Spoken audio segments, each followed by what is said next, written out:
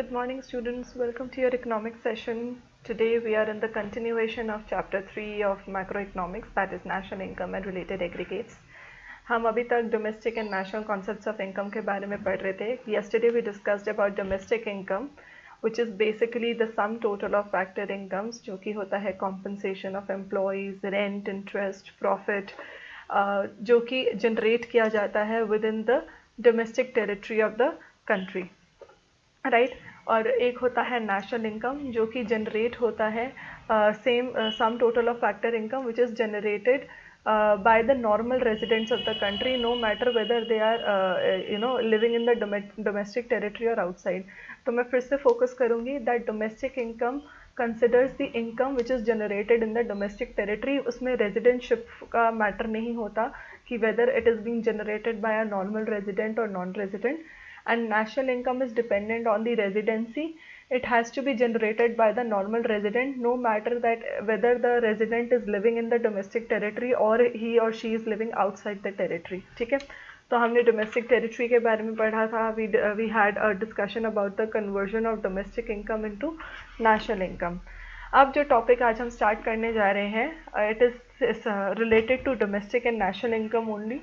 अभी हम एक इम्पॉर्टेंट फैक्ट पे फोकस करेंगे दैट कहीं कहीं जगह पे, अब जब आप ये चैप्टर पढ़ोगे, ठीक है, और आने वाले चैप्टर्स में भी कहीं जगह पे आप वर्ड पढ़ेंगे डोमेस्टिक इनकम और कहीं आप पढ़ेंगे डोमेस्टिक प्रोडक्ट. तो मैं आपको ये क्लियर कर दूँ that domestic income is equal to domestic product. How? Product तो होता है production of goods and services that happen in a country for one accounting year. और इनकम क्या होता है?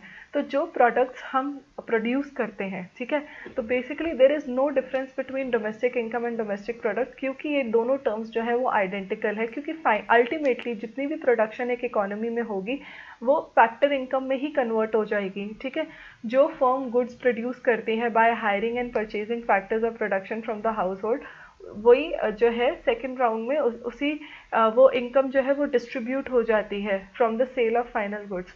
तो जो प्रोडक्शन में जो कॉस्ट लगी, जो लैंड, लेबर, कैपिटल और एंटरप्रेन्योरशिप जो हाउस होल्ड सेक्टर से बोरो किया था प्रोड्यूसर सेक्टर ने, सेकेंड राउंड में जब प्रोड्यूसर सेक्टर ने गुड्स बना लिए तो वो गुड्स अल्टीमेटली कहाँ जाएंगे? हाउस होल्ड को ही सेल होंगे. ठीक है, it will be sold to the in the form of final goods. ठीक है, तो among the owners of factor of production, तो हाउस होल्ड्स को क्या क्या मिलता है? उन्हें कॉम्पनसेशन मिल जाता है, उन्हें रेंट मिलता है, उन्हें इंटरेस्ट मिलता है और उन्हें प्रॉफिट मिलता है. ठीक है, तो अल्टीमेटली जो डोमेस्टिक इनकम है, जो डोमेस्टिक प्रोडक्ट है, वो आइडेंटिकल होते हैं. ठीक है, तो अगर आपको कहीं भी कहीं टर्म दिखे डोमेस्टिक इनकम, तो they are talking about the domestic product itself. ठीक है, तो डोमेस्टिक इनकम क्या थी एक बार फिर से रिवाइज कर लेते हैं. डोमेस्टिक इनकम जो कि इनकम जनरेट हो रही है टेरिटरी में, ठीक है, whether it is been generated by the resident और non resident.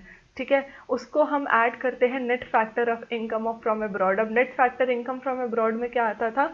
Income generated by the residents minus income generated by the non residents. ठीक है, वो रेजिडेंट्स इंडिया में रहें या बाहर रहे, डजेंट मैटर, और हम उसमें से माइनस कर देते हैं income generated bye non residents. वो जो इंडिया में भी रह रहे हैं वो उनकी इनकम भी माइनस हो जाएगी, तब हमारे पास नेशनल इनकम आ जाएगा.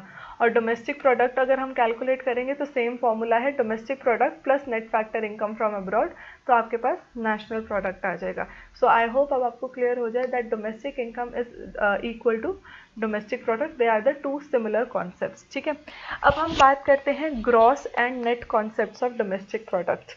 ठीक है, या डोमेस्टिक इनकम. तो जो जीडीपी होता है, ग्रॉस डोमेस्टिक प्रोडक्ट या नेट डोमेस्टिक प्रोडक्ट, इसे कैसे कैलकुलेट किया जाता है?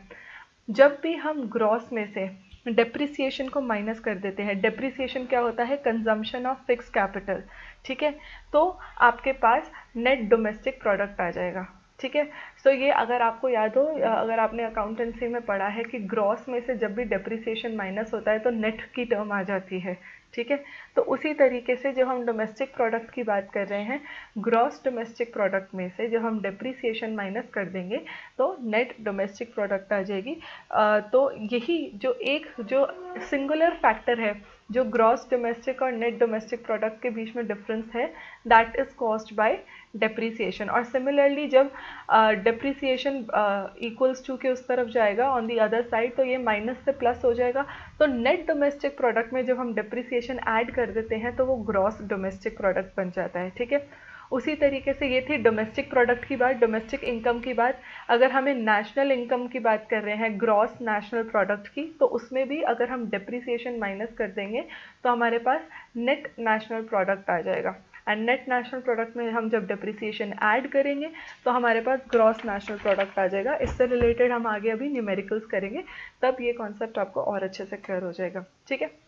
Now this is very important, you should be knowing that domestic product at market price and at factor cost. Now when you start with the practical questions, तो आपको कहीं कहीं जगह पे you will find GDP at MP, GDP at FC.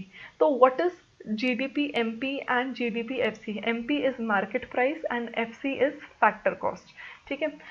Basically there is no difference between domestic price domestic product at market price and domestic product at factor cost। अगर हम ये consider करके चले कि हम we are operating in a two sector economy, जहाँ सिर्फ एक प्रोड्यूसर सेक्टर है और एक हाउस होल्ड सेक्टर है, हम मान के चले कि when there is no government sector, तब तो आपका जीडीपी जो है GDP MP is equal to GDP FC, ठीक है। क्यों? क्योंकि हमें किसी को कोई टैक्स नहीं देना, हमें कोई सब्सिडी नहीं मिलेगी production of goods and services पे, ठीक है। तो उस टाइम पे तो आपका जो जीडीपी एमपी और जीडीपी एफसी है वो इक्वल रहेगा। कब? जब आप ये मान के चलो that we are operating in a two sector economy. But क्या रियलिटी में ऐसा होता है? No, no economy can ever operate in two sector. Producer और हाउस होल्ड सेक्टर से, सिर्फ इन दो सेक्टर से इकोनॉमी नहीं चलती।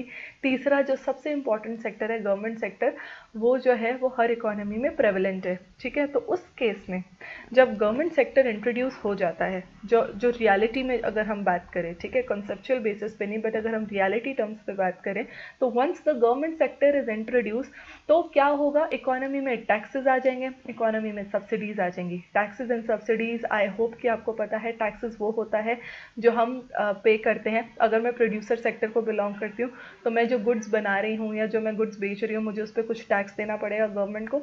और सब्सिडीज़ क्या होती है कि अगर मैं कोई ऐसे गुड्स बना रही हूँ which is for the for good hope, जो कहीं ना कोई सोसाइटी को बेनिफिट कर रहे हैं, जैसे एलपीजी सिलेंडर्स या कुछ, तो उस केस में मुझे जो है गवर्नमेंट सब्सिडीज़ देता है। तो कई ऐसे प्रोडक्ट्स हैं जहाँ पे गवर्नमेंट जो है प्रोड्यूसर सेक्टर को सब्सिडीज़ देता है कि आप जो है उस प्रोडक्शन को प्रमोट कर सको।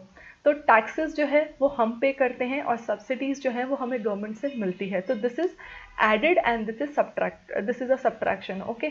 तो अगर हम बात कर रहे हैं domestic product at market price की, फैक्टर कॉस्ट बेसिकली होता है द कॉस्ट ऑफ प्रोडक्शन। जब तक प्रोड्यूसर सेक्टर उस गुड को बना रहा है, उस टाइम पर जो उसकी वैल्यू है that will be counted as domestic product at factor cost. But whenever it gets into the market, उसी प्रोडक्ट को जब हम मार्केट में इंट्रोड्यूस करेंगे तो उसमें टैक्स की वैल्यू और सब्सिडीज़ की वैल्यूज़ जो हैं वो भी इंक्लूड हो जाएंगी। तो ये कैसे होगा? Let's just read about that. जो टैक्सेस ऑन गुड्स हैं, जिसे इनडायरेक्ट टैक्स कहा जाता है, उससे आपकी जो मार्केट प्राइस है गुड्स की वो बढ़ जाएगी। ऑफ कोर्स अगर मैंने कोई गुड जो है 10 रुपये का बनाया है और मैंने उस 10 रुपये पे गवर्नमेंट को 2 रुपये का टैक्स दिया है, तो वो 2 रुपये का टैक्स जो है मैं अपने कंज्यूमर से वसूलूंगी।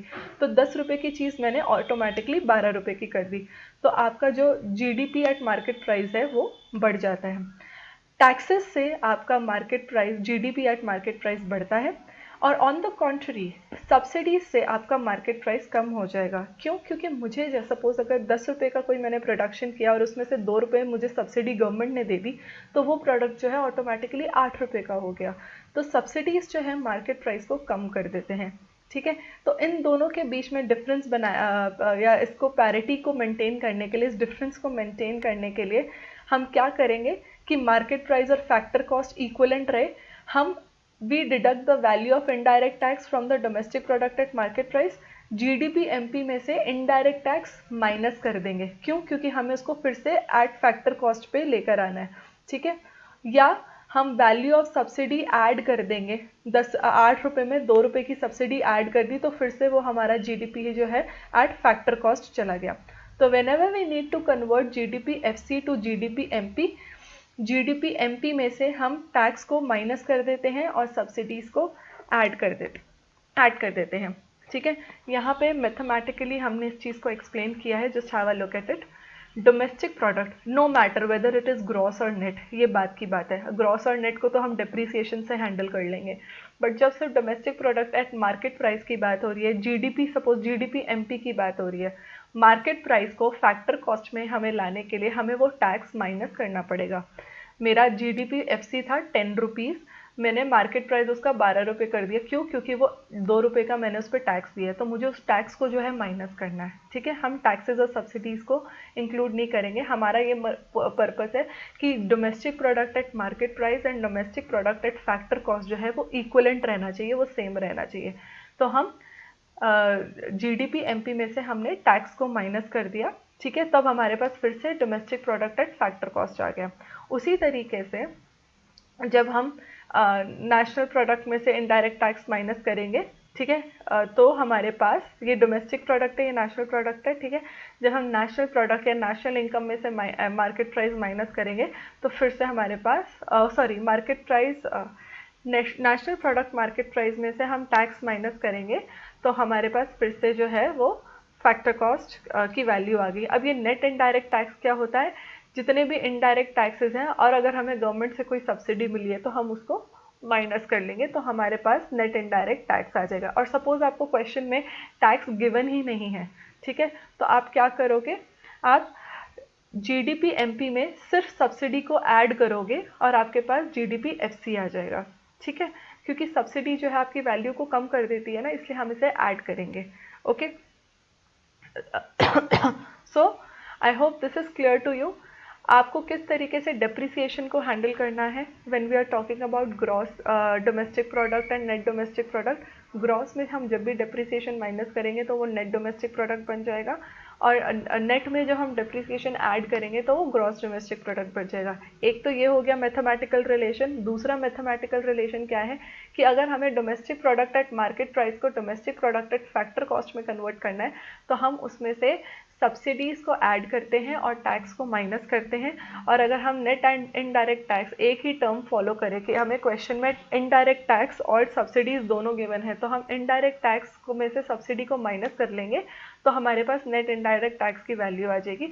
और अगर आप ये स्टेप नहीं करना चाहते हैं तो आप डायरेक्टली क्या कर सकते हो? Domestic product at market price plus subsidies minus indirect tax, which will give you again a GDP at factor cost। ठीक है, तो ये जब हम क्वेश्चंस करेंगे तो ये सारे के सारे कॉन्सेप्ट्स जो हैं हमें तब वहाँ पे काम आएंगे। ठीक है, अगले सेशन में we are going to talk about all the aggregates जो हमें नेशनल इनकम कैलकुलेट करने में हेल्प करते हैं। बट उन एग्रीगेट्स को समझने से पहले ये कुछ मैथमेटिकल रिलेशंस हैं जो हमने अभी तक डिस्कस करे हैं इस चैप्टर में, ये आपको समझ आना बहुत ज़रूरी है। अगर आपको ये समझ नहीं आएगा तो आप नेशनल इनकम जो है कैलकुलेट नहीं कर सकोगे। So please I request you, आज की क्लास इंक्लूडेड पुरानी क्लासेस जिसमें जब से ये चैप्टर हमने स्टार्ट किया है, आप प्लीज़ उसे रिवाइज करके रखना, because tomorrow when we will start with the aggregates तो आपको जो है पुराने कॉन्सेप्ट्स अच्छे से क्लियर होने चाहिए। और इन केस अगर आपको अभी भी डाउट आ रहा है, कोई एक मैथमेटिकल रिलेशन नहीं समझ में आ रहा है या कोई एक कॉन्सेप्ट या कोई टर्म नहीं समझ में आ रही, तो please bring into my notice. आप मुझे, मैंने पहले भी कहा है, you can contact me on my WhatsApp between 5 to 6। जिस दिन भी क्लास जो है हम पोस्ट करते हैं उसी दिन शाम को 5 to 6 के बीच में आप जो है अपने टीचर्स को कांटेक्ट कर सकते हैं। आप मुझे कांटेक्ट कीजिए अगर आपको कोई डाउट है। I will explain it to you in a more different manner. ठीक है, so that was all for today. Tomorrow we are going will be taking national income and related aggregates, and that is very important topic. Please go through that. Okay, thank you so much for today's class, and in any case of any doubt, please contact me.